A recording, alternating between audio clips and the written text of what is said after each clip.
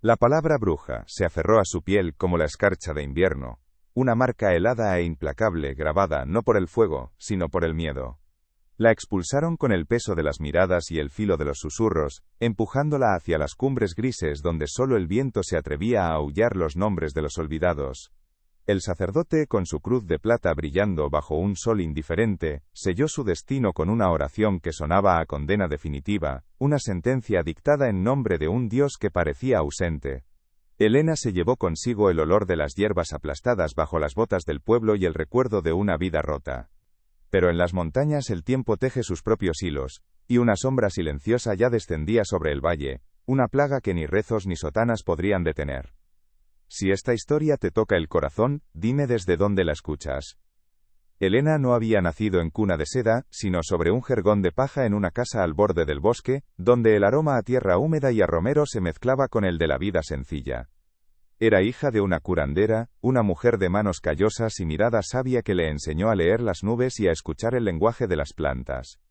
Su herencia no eran monedas de oro, sino un collar de semillas de saúco, y el conocimiento ancestral de los remedios que crecían en las laderas. Recordaba el vestido de lino crudo que su madre le cosió, ahora un harapo sucio que se ceñía a su cuerpo delgado.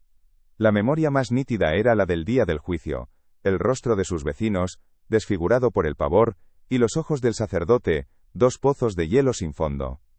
Ahora, su único hogar, era una grieta en la roca, un refugio precario que apenas la protegía de la furia del viento del norte. La soledad era una criatura viva que se sentaba a su lado, compartiendo el silencio denso y pesado de las cumbres. Sus manos, antes ágiles para moler hierbas o enhebrar una aguja, temblaban al recoger leña, los dedos entumecidos por un frío que no era solo climático, sino que nacía en el alma. A veces, sus labios se movían sin emitir sonido, repitiendo recetas olvidadas o el nombre de su madre, un vano intento de aferrarse a los restos de quien fue. El paisaje, con su belleza cruda y despiadada, era un espejo de su propio abandono. Cada risco afilado, cada árbol retorcido por el vendaval, le recordaba su propia fractura interna. Bajo la piel, el dolor se había transformado. Ya no era la herida abierta de la traición, sino una brasa latente de rabia que le calentaba la sangre en las noches más gélidas. Esa furia silenciosa era su combustible, lo que la obligaba a levantarse cada mañana cuando el sol teñía de gris las cimas de las montañas. A menudo sus dedos recorrían la cicatriz que una piedra le dejó en la sien, un recordatorio perpetuo de la crueldad humana. Ya no caminaba con la cabeza gacha de las víctimas, sino con la determinación de una superviviente. Su mirada, antes llena de un miedo suplicante, se había endurecido, adquiriendo la claridad cortante del cuarzo. El valle la había despojado de todo. Pero en la desolación, una nueva Helena estaba naciendo, forjada en el yunque de la injusticia. Desde su atalaya de piedra, Helena observaba el valle como quien contempla una herida que no termina de cerrar. El pueblo se extendía abajo, un amasijo de tejados ocres bajo un sol, que ya no calentaba, sino que cocía a fuego lento el miedo colectivo. El polvo se levantaba con cada carreta, una nube parda que parecía querer asfixiar las calles, pegándose a las paredes encaladas y a las almas de sus habitantes. No llegaba el bullicio de la vida sino un murmullo sordo, el eco de una comunidad que había aprendido a hablar en susurros por temor a nombrar la desgracia. Las campanas de la iglesia ya no llamaban a la fe, sino que marcaban el ritmo de una penitencia silenciosa. El aire mismo parecía viciado, denso con el rencor no expresado, y la culpa que se pudría en los corazones. Dentro de ese silencio opresivo, la vida se movía con una rigidez casi fúnebre. Las miradas en el mercado nunca se encontraban, desviándose hacia el suelo o hacia los productos apilados con una apatía calculada. Una mujer dejaba caer una moneda y nadie se agachaba a ayudarla. El gesto quedaba suspendido en un vacío de desconfianza. El sacerdote caminaba por la plaza, su sotana negra cortando el aire, y la gente se apartaba como si su sola presencia quemara, un respeto forjado en el terror, no en la devoción. Las familias se encerraban en sus casas al anochecer, tras puertas atrancadas no contra los ladrones, sino contra los vecinos. Cada gesto era medido, cada palabra pesada, porque en el aire flotaba la certeza de que cualquiera podía ser el siguiente en ser señalado. Fue el sonido de una piedra suelta, rodando por la pendiente, lo que rompió el monólogo del viento. Helena se irguió, tensa como un animal acorralado, la mano buscando instintivamente el filo de una roca afilada. Una figura se recortó contra el cielo morado del atardecer, un hombre que trepaba con la torpeza de la desesperación, tropezando, cayendo y volviéndose a levantar. Cuando estuvo más cerca, lo reconoció. Era Mateo, el hijo del herrero, un muchacho cuyo silencio había sido un martillazo más en el día de su juicio. Llevaba la ropa del valle hecha jirones, y en sus brazos, un bulto envuelto en una manta raída. Se desplomó a pocos pasos de la cueva, con la respiración rota, y sus labios agrietados apenas lograron susurrar su nombre, no el apodo infame, sino el que su madre le dio. Elena.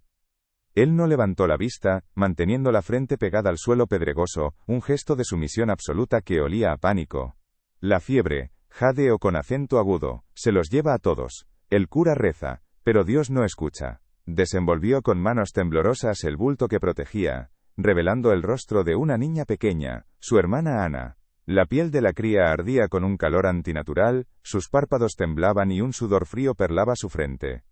Mateo extendió una mano suplicante, sin atreverse a tocarla. Nos equivocamos, el miedo nos pudrió el alma, pero ella no tiene la culpa. Elena permaneció inmóvil, una estatua de granito tallada por el rencor.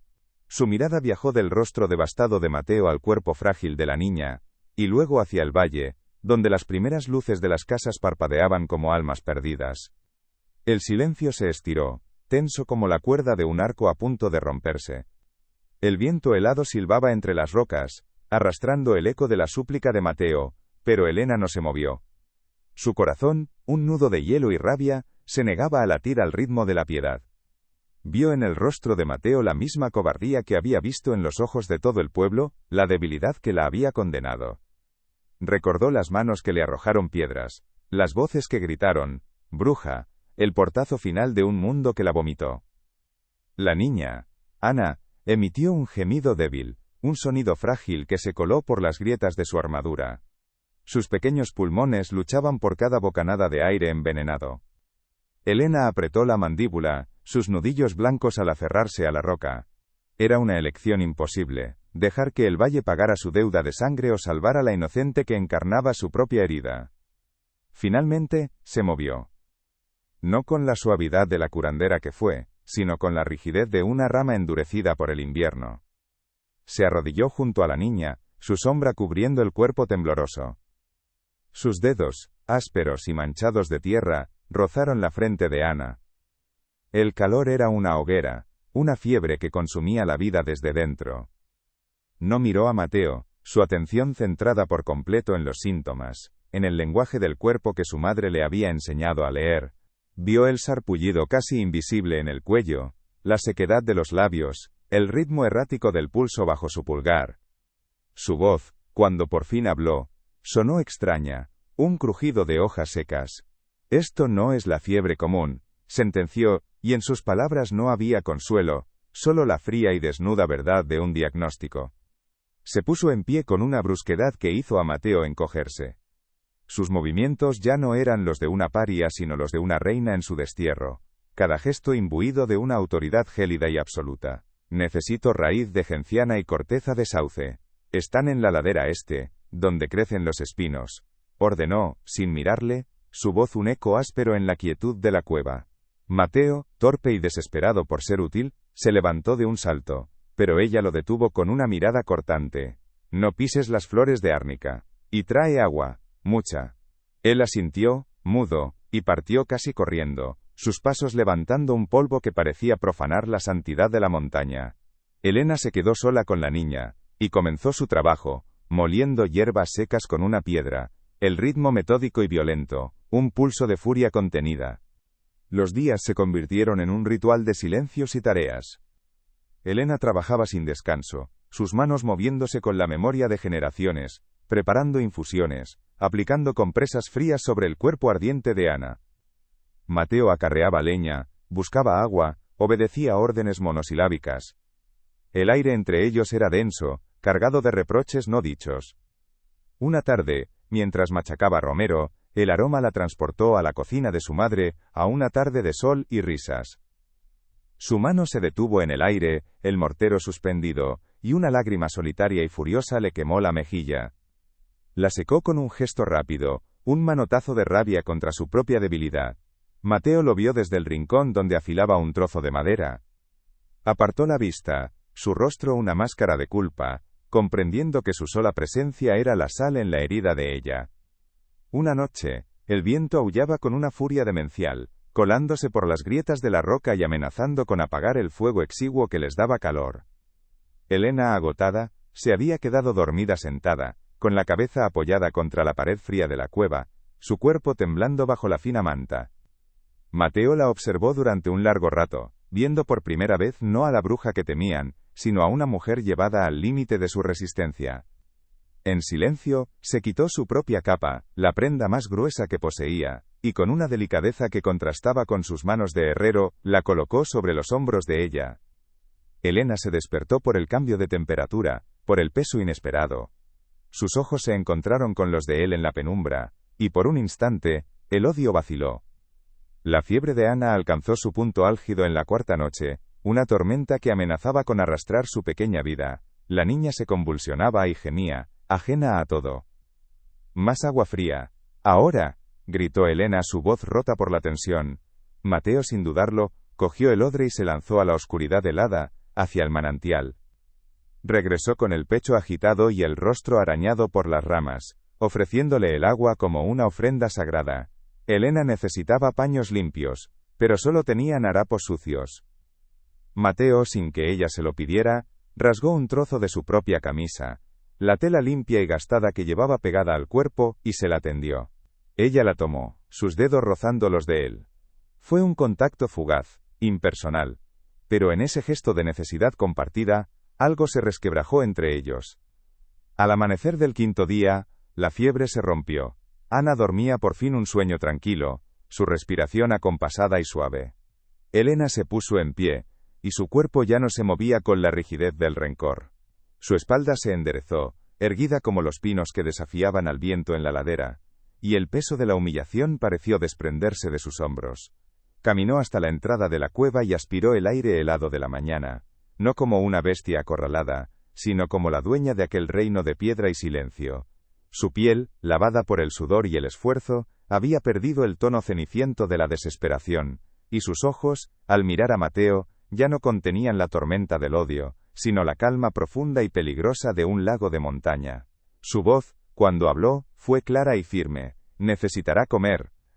Mateo la observaba moverse por la cueva, un espacio que ella había transformado de un refugio miserable en un santuario de sanación.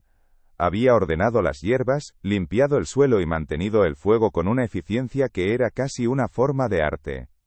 Cuando Ana abrió los ojos y susurró su nombre, Elena le acercó un cuenco de caldo caliente.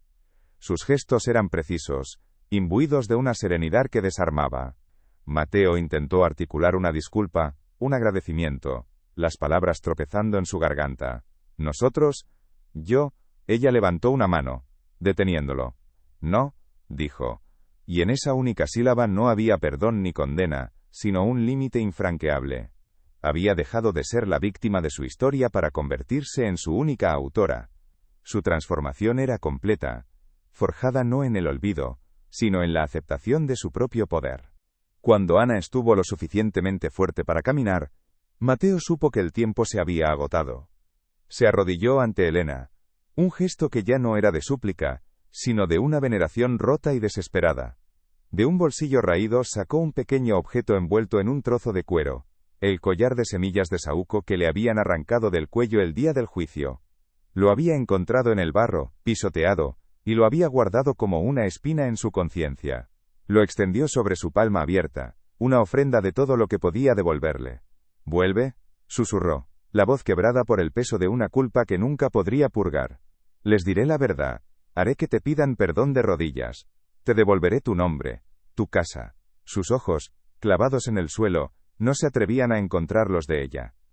Elena miró el collar, las semillas oscuras y pulidas que una vez fueron el símbolo de su herencia, ahora un vestigio de una vida que ya no reconocía. No extendió la mano para tomarlo. Su silencio fue una respuesta más rotunda que cualquier grito, un abismo que Mateo no podía cruzar. Lentamente, con la calma de quien ha tomado una decisión irrevocable, se agachó y cogió un puñado de tierra de la cueva. Abrió la mano de Mateo, y dejó caer la tierra sobre el collar y las monedas, cubriendo los símbolos de su pasado con la esencia de su presente. Mi nombre me lo devolvió la montaña, dijo, su voz ya no herida, sino serena como la piedra. Y mi casa es esta. Se levantó y se giró, dándole la espalda no solo a él, sino a todo un mundo que ya no le pertenecía. Mateo no recogió el collar. Dejó su ofrenda de culpa enterrada bajo la tierra de la montaña, un epitafio para el mundo que habían perdido. Con una lentitud que revelaba el peso de su alma rota, levantó a su hermana en brazos. Ana, envuelta en la manta, se acurrucó contra su pecho, un brote de vida inocente en medio de la desolación. Él no se atrevió a mirar a Elena una última vez. Simplemente se giró y comenzó el descenso, cada paso una penitencia sobre las piedras afiladas. Ya no era el muchacho asustado del valle, sino un hombre que cargaba con la verdad desnuda, una herida que llevaría de vuelta al corazón enfermo del pueblo.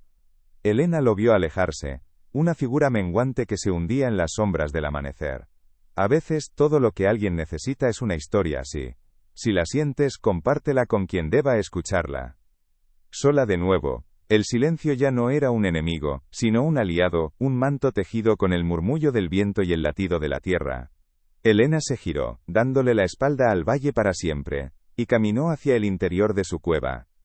Sus pasos ya no resonaban con la urgencia del miedo o la rigidez de la rabia, sino con la cadencia serena de quien conoce cada piedra, cada raíz, cada secreto de su reino. Sus manos ya no temblaban, se posaron sobre la pared de roca con la familiaridad de una amante. Al fondo, el fuego crepitaba, proyectando su sombra danzante sobre las paredes. No era la sombra de una paria, sino la silueta de la montaña misma, ancestral, indomable y libre. La palabra bruja, se la llevó el viento, y en su lugar, solo quedó su nombre, Elena. Dentro, el fuego lamió la oscuridad, pintando en la pared la silueta de una mujer que ya no huía. Sus dedos, manchados de tierra y de vida, rozaron la cicatriz de su sien, no como un recordatorio del dolor, sino como la marca de una frontera que nunca más nadie cruzaría. Contempló sus manos, las que habían sanado, y las que se habían cerrado en un puño contra el mundo. No había perdón en su corazón, ni siquiera la ceniza del odio, solo la calma inmensa y sólida de la montaña que ahora era su piel y su esqueleto. En el silencio, una única imagen regresó a ella, el rostro de su madre sonriendo entre las hierbas, un legado que por fin comprendía. ¿Y tú, frente al abismo, habrías elegido sanar la herida o convertirte en el arma?